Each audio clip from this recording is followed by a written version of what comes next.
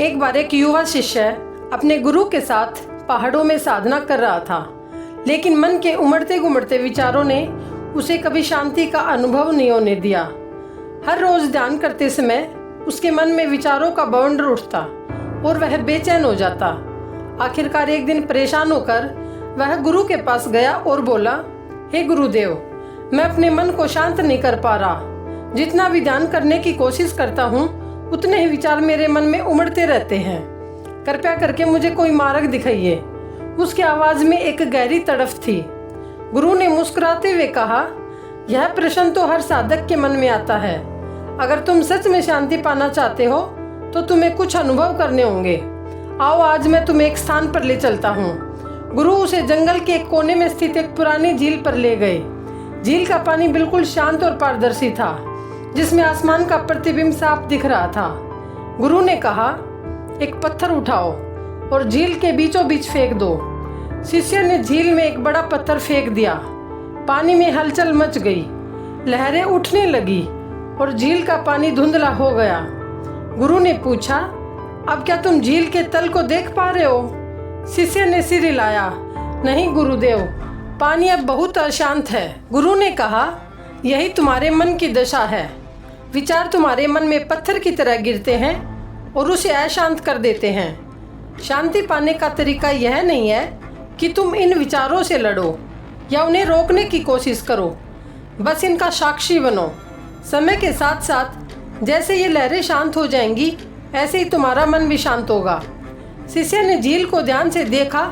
जैसे समय बीता, पानी की लहरें धीरे धीरे शांत होने लगी और फिर से झील के तल में पड़े पत्थर और मिट्टी साफ दिखाई देने लगे। गुरु ने कहा, अब देखो, बिना किसी प्रयास के झील फिर से शांत हो गई। इसी तरह जब तुम विचारों के साथ बहने से इनकार करोगे तो तुम्हारा मन भी शांत हो जाएगा। शिष्य ने इस उपदेश को आत्मसात किया, लेकिन मन की हलचल शांत करना इतना आसान नहीं था। वापस आश्रम लौटने के बाद उसने ध्यान में बैठकर गुरु की बातों को ध्यान में रखते हुए अभ्यास करना शुरू किया। हर सुबह शिष्य ध्यान करता, लेकिन पहले की तरह विचार उसके मन में आकर उसे भटका देते। वह अक्सर सोचता कि मैं इन विचारों को रोक क्यों नहीं पा रहा, क्या मैं सही साधना कर रहा हूँ? लेकिन फिर उसे गुरु की बात याद आई, विचारों से लड़ाई नहीं करनी है, उन्हें देखना है। शिष्य ने धीरे धीरे अपनी साधना का तरीका बदल दिया। अब वह विचारों को रोकने की बजाय उन्हें आने देता, बस उनका साक्षी बनता।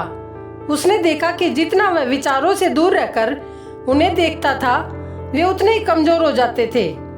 एक दिन ध्यान करते हुए उसने महसूस किया कि विचार आने के बावजूद वह उनसे प्रभावित नहीं हो रहा है। वे बस बादलों की तरह आकर चले जा रहे थे और उसके भीतर का आकाश स्थिर और शांत था। गुरु ने उसे एक और तकनीक सिखाई। जब भी कोई विचार आए, उसे पकड़ने की बजाय अपने श्वास पर ध्यान केंद्रित करो। श्वास जीवन का आधार है, यह तुम्हें वर्तमान में लेकर आता है। विचारों को पहचानो, लेकिन उनसे जुड़ो नहीं। इस सुझाव के बाद शिष्य ने हर बार जब भी कोई विचार आता, उसे बिना किसी प्रतिक्रिया के स्वीकार किया और अपने सांसों पर ध्यान केंद्रित करने लगा। धीरे धीरे उसे महसूस हुआ कि उसके मन की गतिविधियां कम हो रही हैं। उसके भीतर की हलचल शांत होने लगी थी। अब शिष्य ने अपने मन के स्वभाव को और गहराई से समझना शुरू किया। उसे अनुभव हुआ कि विचारों का आना स्वाभाविक है, लेकिन जब तक हम उनसे चिपकते नहीं हैं, वे खुद ही चले जाते हैं। विचारों को पकड़ने की प्रक्रिया ही हमारे मन को अशांत करती है। जब विचारों को केवल देखा जाता है तो वे निरर्थक हो जाते हैं और मन अपने स्वाभाविक शांति की ओर लौट जाता है। शिष्य की साधना धीरे धीरे गहरी होती चली गई। अब वह ध्यान के दौरान अधिक समय तक शांत रह सकता था और जब भी विचार आते थे तो वे उसे विचलित नहीं कर पाते थे।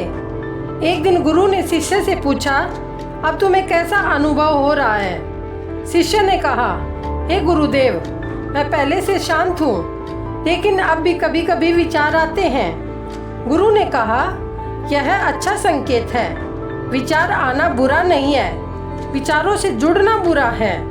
अब तुम उस बिंदु पर हो जहां तुम विचारों को देख सकते हो। और उन्हें जाने दे सकते हो। यह साक्षी भाव है। गुरु ने आगे समझाया, जब तुम्हारा मन शांत होता है तो यह दर्पण की तरह साफ हो जाता है। इस स्थिति में तुम अपनी असली स्वभाव को देख सकते हो। शांति कोई बाहरी चीज नहीं है, यह तुम्हारे भीतर ही है। जैसे झील के नीचे की सतह हमेशा मौजूद होती है। शिष्य अब समझ चुका था, शांति पाने के लिए बाहर की दुनिया को नियंत्रित करने की जरूरत नहीं है, असली शांति भीतर ही है। उसने कई महीने ध्यान की गहरी साधना की और फिर एक दिन ऐसा आया जब उसने पूर्ण शांति का अनुभव किया। उस दिन जब शिष्य ध्यान में बैठा, उसके मन में विचार तो आए, पर वह उसे बिल्कुल भी विचलित नहीं कर पाए। ऐसा लग रहा था जैसे विचार पारदर्शी हो गए हों। वे आकर चले जाते थे और उनके पीछे केवल शून्यता और शांति रह जाती थी। उसने अनुभव किया कि शांति कोई लक्ष्य नहीं, बल्कि उसकी स्वाभाविक अवस्था है। इस अनुभव के बाद शिष्य के भीतर की अशांति हमेशा के लिए समाप्त हो गई थी। शिष्य ने गुरु के पास जाकर कहा, गुरुदेव, अब मैं समझ गया हूँ कि असली शांति कहाँ है। मैंने बहुत प्रयास किया, लेकिन अंत में मुझे महसूस हुआ कि शांति तो पहले से ही मेरे भीतर थी।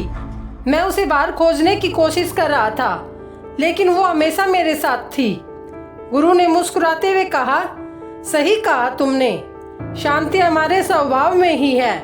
इसे खोजने की आवश्यकता नहीं है, बस इसे पहचानने की जरूरत है। तुमने इस सत्य को अनुभव कर लिया है, अब यह तुम्हारे जीवन का हिस्सा बन जाएगा। शिष्य ने गुरु को प्रणाम किया और अपने साधना पथ पर आगे बढ़ता गया। अब वह जीवन की हर परिस्थिति में, चाहे कितनी भी हलचल क्यों ना हो, अपनी आंतरिक शांति को बनाए रखता था और उसके मन का दर्पण अब पूरी तरह से साफ था और उसमें केवल शांति और स्थिरता का प्रतिबिंब था। यह कहानी इस बात को स्पष्ट करती है कि शांति बाहरी परिस्थितियों से नहीं आती, बल्कि यह एक आंतरिक अनुभव है। जब हम अपने विचारों को साक्षी भाव से देखते हैं और उनसे जुड़ते नहीं हैं, तब हमारे भीतर की शांति स्वतः प्रकट हो जाती है। यही शांति जीवन की सच्ची समझ का आधार है। यही साधना है। यही साधना का अंतिम उद्देश्य भी है। अगर आपको हमारी कहानी अच्छी लगी हो तो इसे लाइक, शेयर और चैनल को सब्सक्राइब जरूर करें।